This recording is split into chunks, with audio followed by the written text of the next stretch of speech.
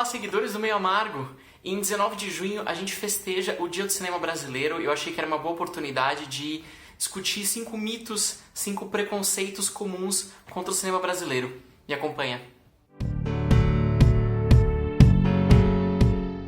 Em primeiro lugar, a ideia de que o som no cinema brasileiro é sempre muito ruim. Esse é um dos preconceitos mais duradouros em relação ao cinema brasileiro, de que a gente não sabe fazer som ou de que a qualidade da captação, do tratamento do nosso som é muito fraco. Na verdade, isso vem do fato de que muitas décadas atrás, ali no meio do século passado, do século XX, as salas de cinema brasileiras, muitas delas eram mal equipadas. Então o que acontecia é que a gente tinha um trabalho que muitas vezes era bem sofisticado de som, mas que como a sala não tinha equipamento suficiente, isso não chegava até o público. E a gente também tem que pensar que a gente costuma se basear muito pelo referencial estrangeiro, pro filme americano, daí quando ou a gente tem a compreensão perfeita ali via legendas, né, que já dizem o significado, ou no caso do dublado, o som costuma ser muito mais limpo, que ele é atribuído depois, a gente reduz um pouco os barulhos, a trilha, e o som dos diálogos sobrepõe, então na dublagem ele parece mais limpo.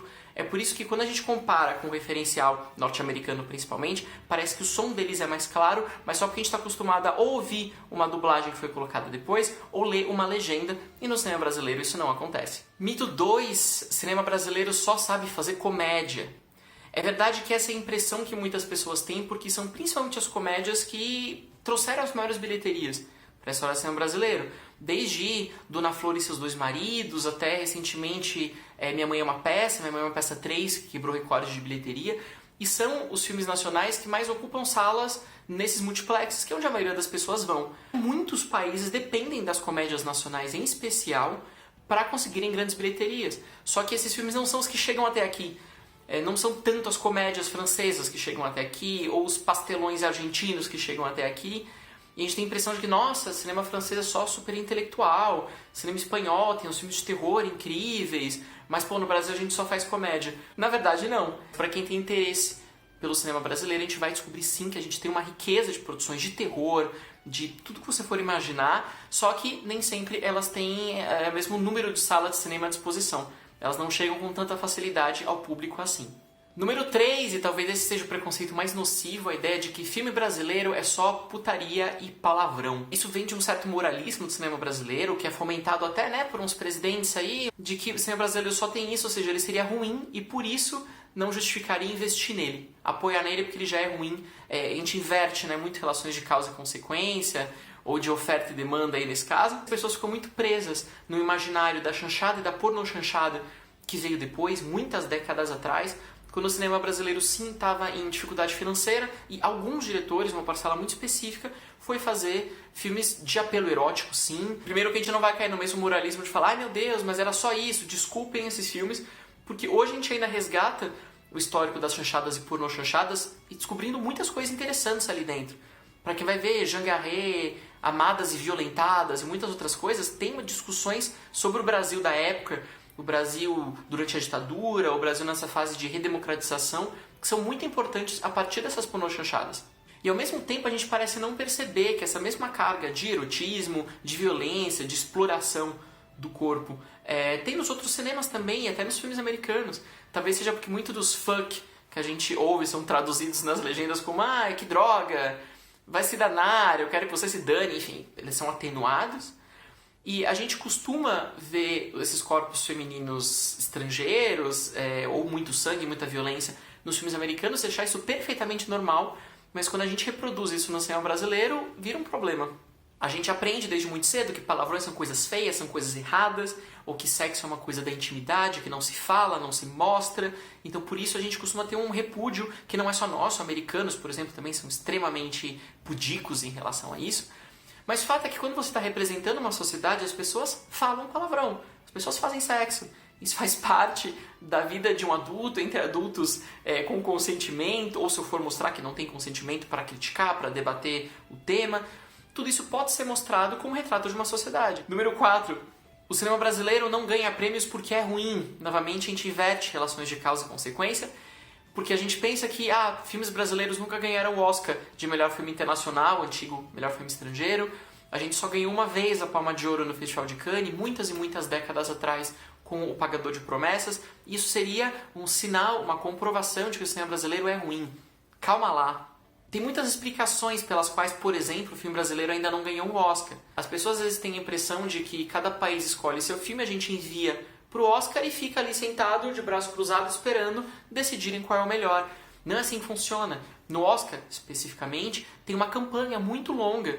O diretor, atores, às vezes viajam até os Estados Unidos, em vários estados norte-americanos, fazem sessões, encontram os votantes, fazem jantares. Isso influencia, sim, no voto da Academia Norte-Americana. E no caso do cinema brasileiro, a gente tem pouquíssimo dinheiro, tinha até as últimas administrações, para poder viajar e fazer essa campanha, e nesse governo atual não tem dinheiro nenhum. Então o que acontece é que muitos desses filmes não são votados porque eles não foram sequer vistos pela Academia.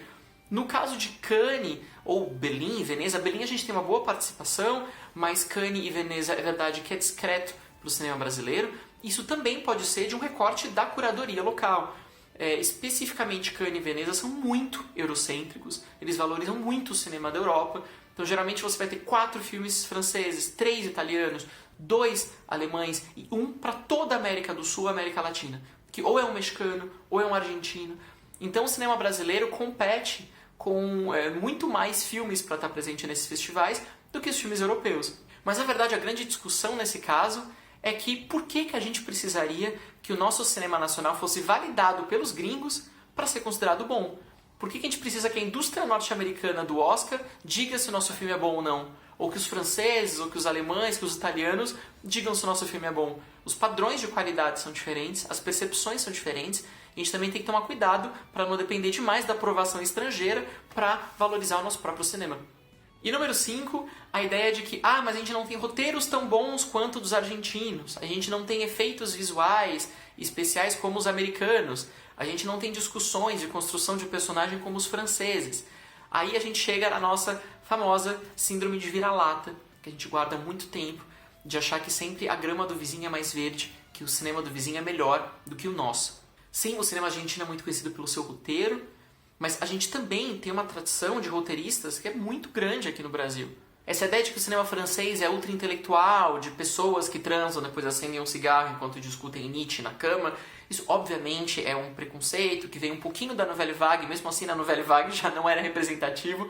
E no caso do cinema americano, óbvio que tem muito mais filmes com grandes efeitos visuais e perseguições e mega produções. Um filme, sei lá, como Vingadores, por exemplo, vai custar quase 300 milhões de dólares. Uma grande produção brasileira, vamos pensar nos nossos blockbusters, seja Tropa de Elite, que seja o filme do Pastor, o Nada a Perder, que são nossos blockbusters, eles custaram até 8, 12 milhões de reais.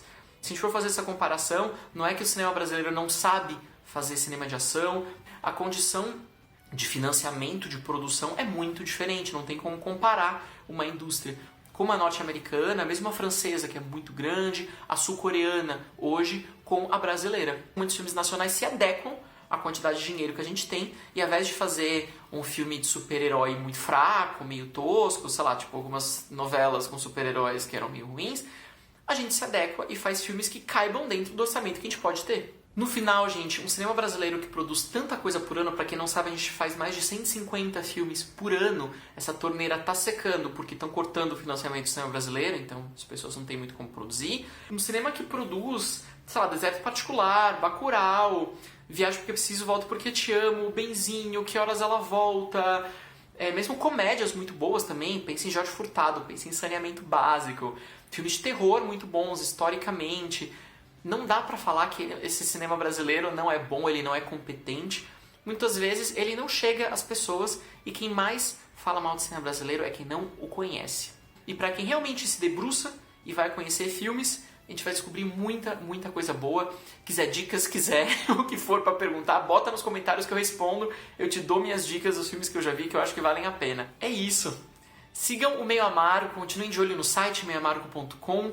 Leiam os textos, também entrem nas redes sociais, Meio Amargo Cine, no Facebook, Twitter, Instagram, aqui no canal no YouTube. Se você ainda não segue, siga para esse trabalho continuar. Se tiver vídeos que você queira ver, críticas, análises, entrevistas, só colocar nos comentários que eu fico de olho e quem sabe é um dos próximos vídeos a ser produzido por aqui. Tchau, tchau!